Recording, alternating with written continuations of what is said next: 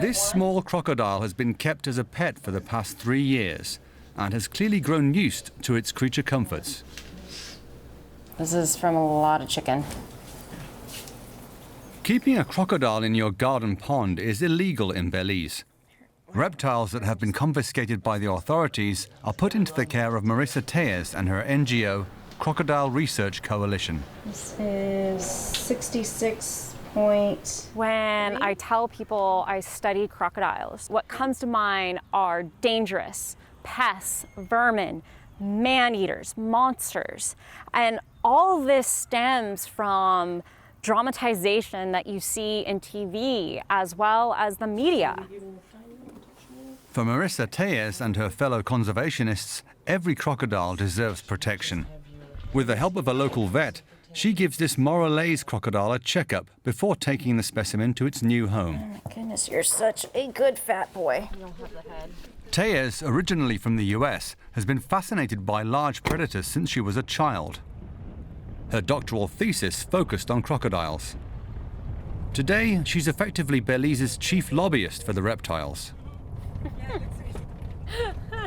It's a normal day, driving throughout the country with the crocodile in the back seat.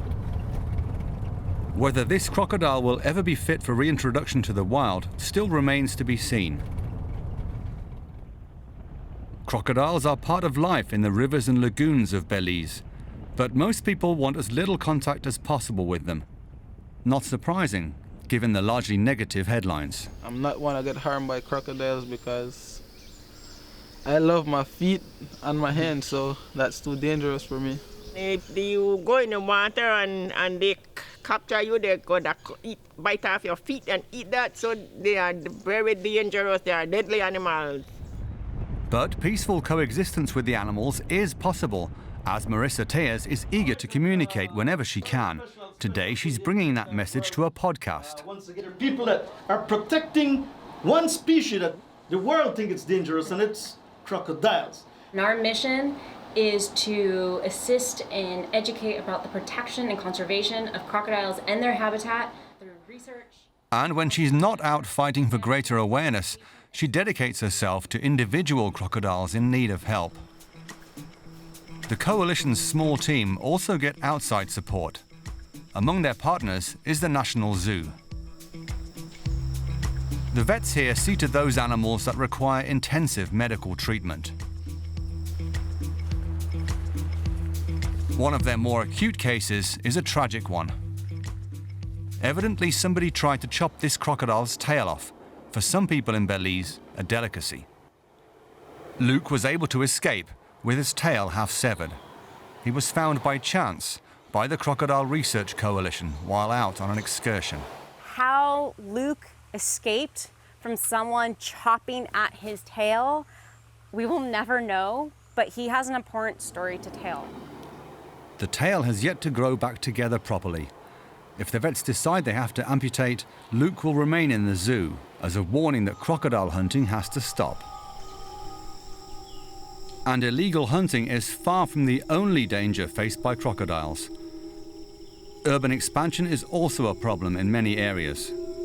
The new river near the town of Orange Walk in the north of the country has become toxic and indeed lethal for the reptiles. There is something in the water that has been causing a high rate of deaths of crocodiles.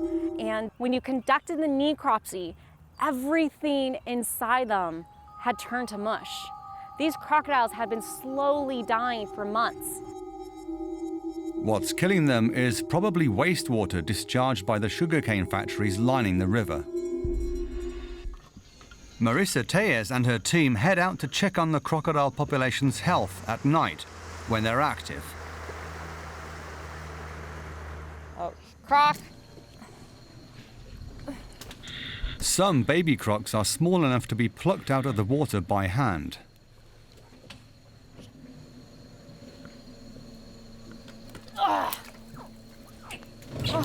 The examinations only take 5 minutes, long enough for the specimen to have various measurements and samples taken and its skin analyzed. It's going to be 6.4.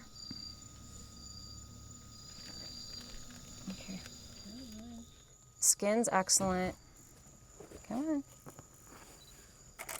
One more time, please. This young animal, at least, seems to be in great health. But will that remain the case? In addition to Morales crocodiles, Belize is also home to a second species, the far larger American crocodile.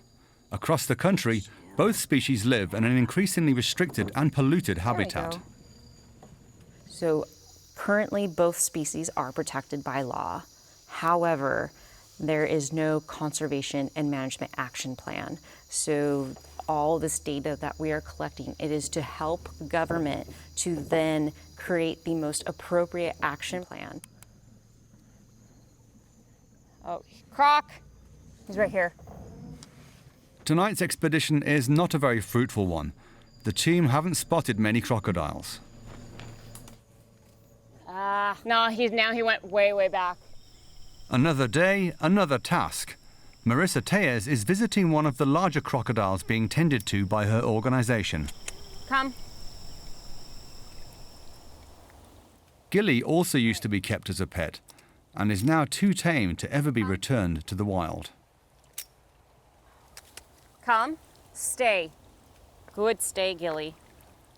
Marisa uses a few basic commands for the purposes of training and gaining Gilly's respect. Target. There we go. Good target. Even if Gilly seems relatively harmless, Marisa says crocodiles belong in the wild. And many of the specimens she sees need help to survive there. This is where education is so important, because education provides the knowledge to be able to coexist with these animals, because we can coexist with these animals. Indigenous cultures have been coexisting with these animals for thousands and thousands of years.